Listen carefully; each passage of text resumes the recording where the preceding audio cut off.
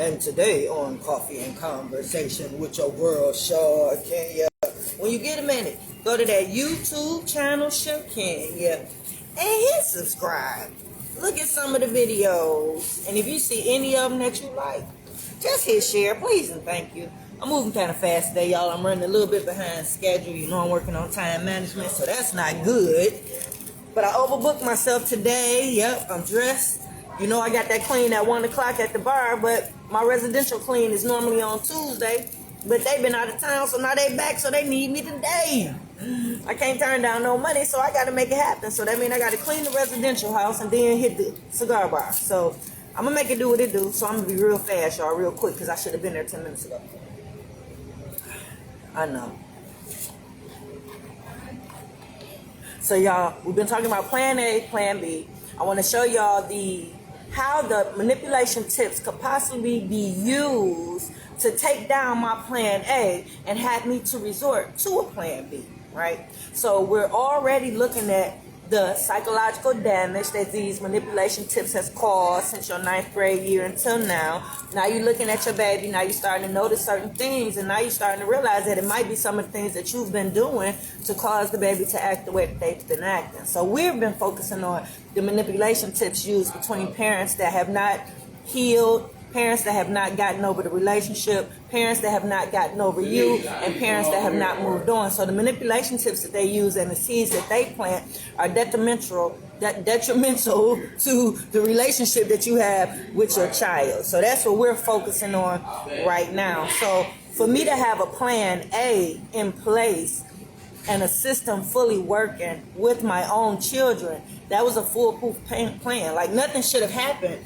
to destroy that plan. It would have to be my divine me. It would have to be me doing something purposely to destroy all of that. Undermine myself to destroy all of that. Purposely go against the grain to destroy all. It would have to be a lot on my end to destroy all that for me to have to resort to a plan A, because I have been a plan B, because I have been working on plan A for a long time. Yeah, all the way down to me just filming parts of that trailer. I filmed them trailers like years between each other because I wanted to capture certain elements of my children at certain ages for them to be right for the part, right? For the parts that I need. Hey, Kimberly, good morning. Okay, Beverly, I put it down. No more sugar. Hey, J-Love. It's nasty though, Beverly, but okay, I ain't gonna put no more sugar in. I'm not. So for plan B to have to be put into effect and plan A just, I don't drop the ball like that. Yeah, and it was my kids. And it was everything that I'm doing right now. Like, no. So yeah, plan B is a far cry.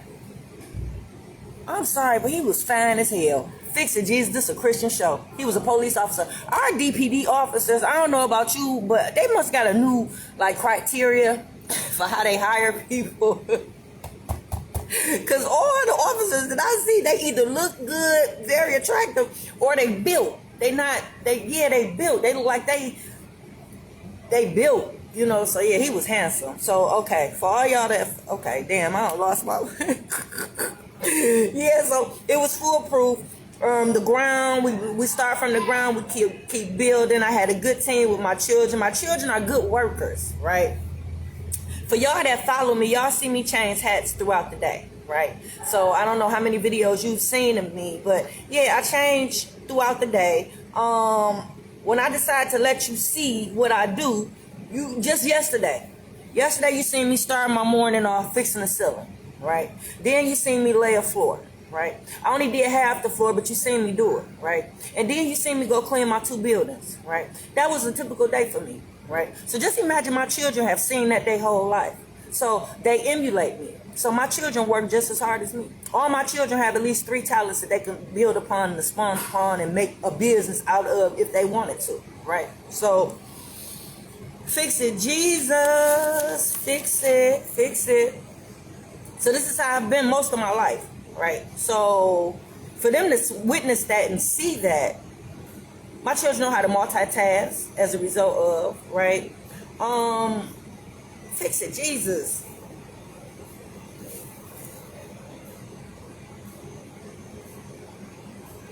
So by him removing the baby how he did, that psychological damage that was caused, a lot of dreams were deferred.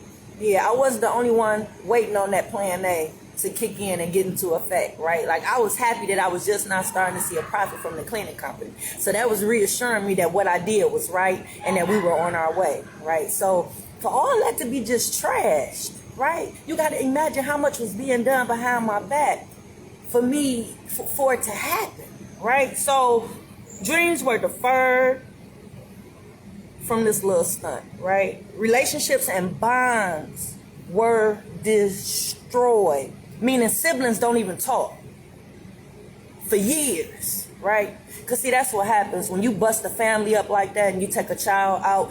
Some kids and some of those children might still want to keep a tie with that child. So even though that child has no tie with you, you got some kids that's going to be like, I don't want to deal with that child at all. If you're not dealing with my mom or you're not dealing with my daddy, I don't want to deal with you, right? So now you got the child that's trying to hold on to that child that don't want nothing to do with you. But the child that's trying to hold on to him wants something to do with you. Do you see how conflicting and confusing all of that is? All these kids supposed to be living in harmony. They brothers and sisters. It shouldn't be they have a relationship with one sibling but don't have a relationship with the other sibling, or they only have a relationship with the sibling of the parent that they live with, but they don't have a relationship with the sibling of... We got to do better, people. We got to do better. We got to do better. Yeah, it ain't the white man all the time. We got to do better. Foundations was destroyed, right? Can you imagine that? All that work that was put into creating Plan A? Yeah. Thinking it through, putting it into action, having a system that worked for everything just to go to shit. Ooh, fix it, Jesus, a Christian show. Everything to just be trashed. Yeah, it didn't happen. Yeah, it don't happen like that. Children don't turn on a parent. Yeah, they don't. No, they don't just not love and respect you. Like, you would have to do something. Like, for a child not to love and respect you, not to want to see you, not to have nothing to do with you, let me tell you some of the things that you would have had to have done, right? You would have had to have molested that child. And that child may or may not will have that option to want to deal with you or not, right? You would have had to allow somebody else to molest that child, and you still be there with that person. And then may or may not still want to deal with you or not, right? You would have had to have given that child up for adoption. And again, they may or may not want to deal with you, right? You might have would have let that child get taken in foster care and not went back to try to go get him or do what you got to do to get him, right? They may or may not might want to deal with you or not, right? You let somebody else raise them, and you don't even still deal with them. Had nothing to do with them.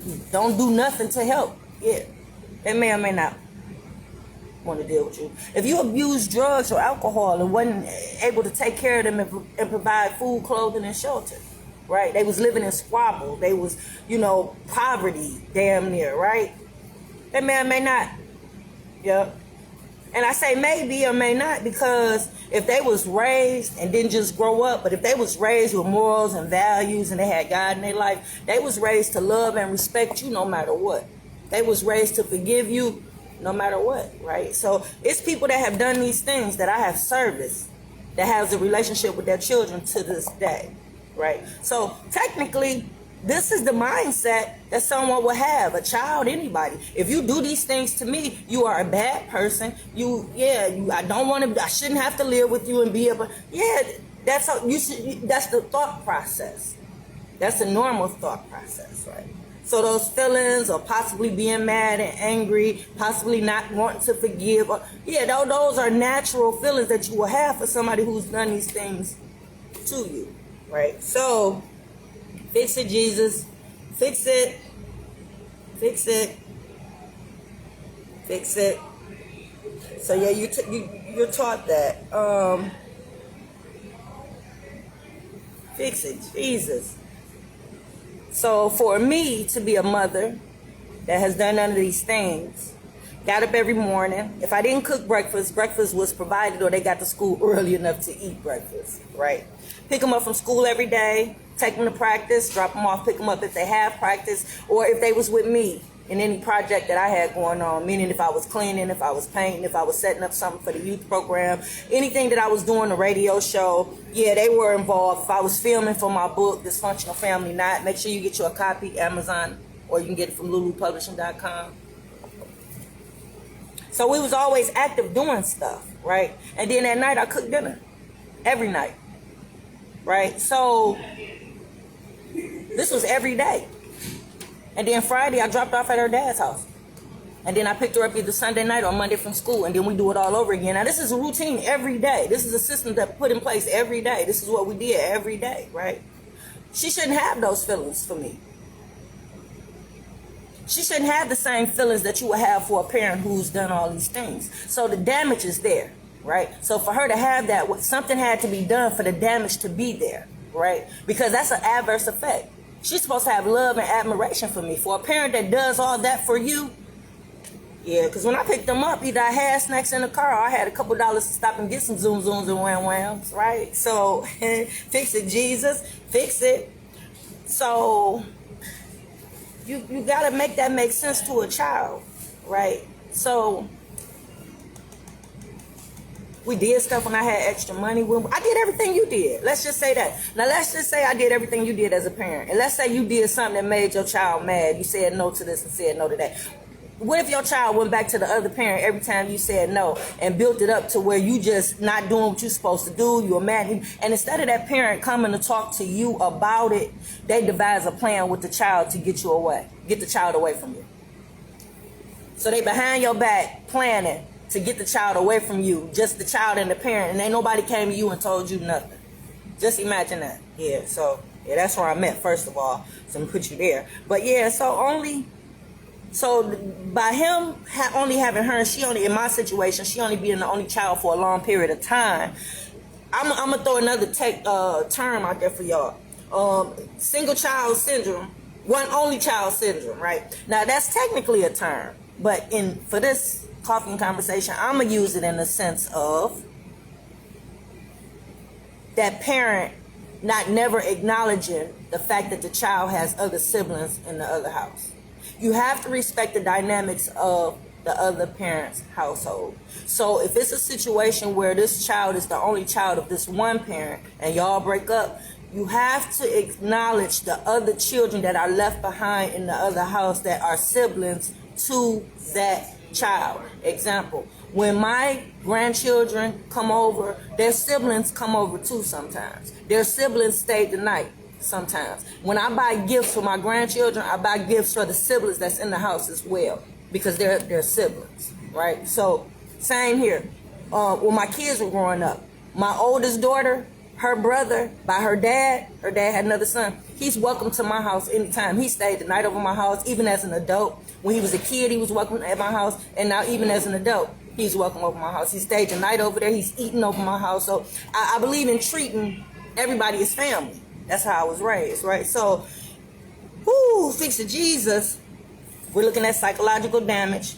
We're looking at what things normally would be, how things should be, and how things are with the assist of these manipulation tips. So, y'all, I'm going to have to stop it. Oh,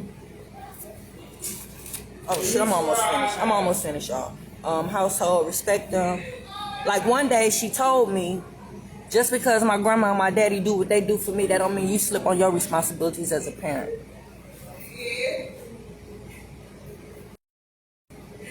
The other kids were so mad they thought she should have got her ass whooped for telling me that. But I didn't whoop her. No, I just had a conversation with her, right? Because I needed her to explain that. Yeah, but she couldn't explain it.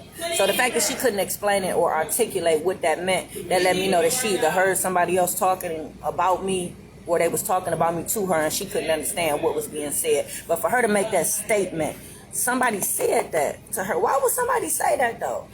Why would somebody just totally dismiss the fact that I do what I do and the fact that I do have other children that I have to take care of, right? And that I'm responsible for, right? That has to be... Okay, y'all, I'm going to come back. I'm going to stop here because I think that was it. Because by somebody saying that to her or saying something like that to her, now they're altering the perception that she has of me. Now they're altering how she feels about me. They're altering what she sees and how she sees me as a parent. Seeds are being planted just with that statement. So y'all, we're going to get back in it tomorrow. I got to go. God dang it, y'all. That's it for coffee and conversation. What about the ones you gave everything to and they privilege when you can't give them years? Ooh, the heck, Doreen. Ooh, Beverly, I hope you come back tomorrow. Because we're going to pick it up tomorrow, Beverly. And you look like a first-timer, Beverly. So make sure you follow my page, look at the videos, and definitely come back tomorrow because we're going to pick this back up, sweetie. And you have a good day.